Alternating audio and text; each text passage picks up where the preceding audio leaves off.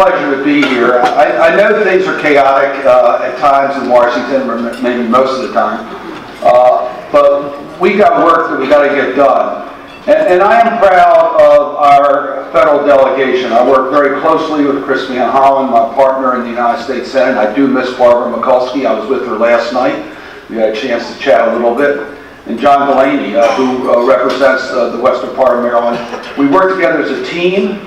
And now that I am the senior senator, I bring together all 10 members of our federal delegation to work on priorities for our state.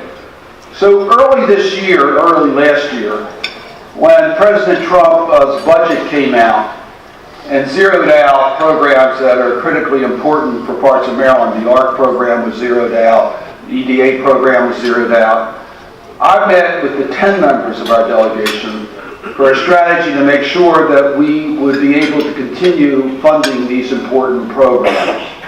And yes, we formed coalitions with our partners in other states, a bipartisan group, to make sure that we would continue the ARC funding, and we were successful in doing that. In the Maryland delegation, we have 3 members who serve on the Appropriations Committee, and we're not complete the appropriation process yet, but the preliminaries in both the House and Senate are favorable. So yes, I want to thank Dutch Ruppersberger and Andy Harris and Chris Van Hollen, who serve on the Appropriations Committee, for their working as a team from Maryland to make sure that we protect these programs that are important. I serve on the Environment and Public Works Committee that has jurisdiction over EDA and ARC, and we are working very carefully to make sure these programs are not only authorized but are funded, and Chris Van Hollen just recently came on to that committee also. So Maryland has 2 votes on that important committee. So we are preserving the funding. We recognize that the ARC program is critically important for so many different reasons. I could talk about broadband and the last mile and the way that we've connected not only our schools and businesses but remote parts of the county. We can talk about the Garrett Regional Medical Center, which I think is a model, the model in America for how a rural hospital can organize to provide care in rural America. And we are proud that ARC got them some funds to deal with telemedicine, and we can put that together in a way that makes sense. And Allegheny College is doing incredible service to the people, the western part of our state.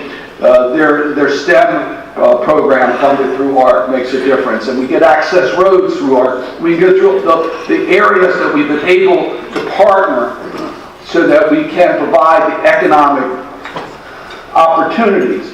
Western Maryland is unique. We need to preserve it. To preserve it, there needs to be an economic future for your children and grandchildren, and that's what we're working to make sure is accomplished by the priorities that we set out. So, when I was approached by the Garrett County Commissioners on a problem in Hub Zone with the changes in the census tracts, we were able to get a change in law for a much longer phase-out so that Garrett County will be able to maintain their hub zone designations, which is critically important for the economic SBA programs that we were able to get done. And yes, we recognize that the recreational advantages of the western part of the state we need to pay attention to. So I meet frequently with the National Park Service in regards to the C&O to make sure that we maintain the major thoroughfare for recreation through the region, recognizing there are a lot of other opportunities in the western part of our state for recreation. Team Maryland is focused on Mountain Maryland.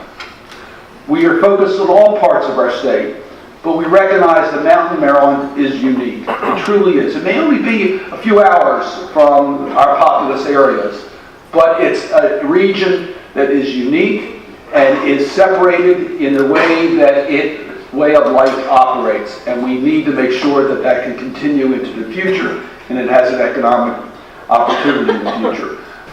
I want to acknowledge and thank Robin Summerfield from my staff, who is my eyes and ears in the western part of Maryland, does an incredible job on behalf of the people of the western part of our state, and I thank him for his public service.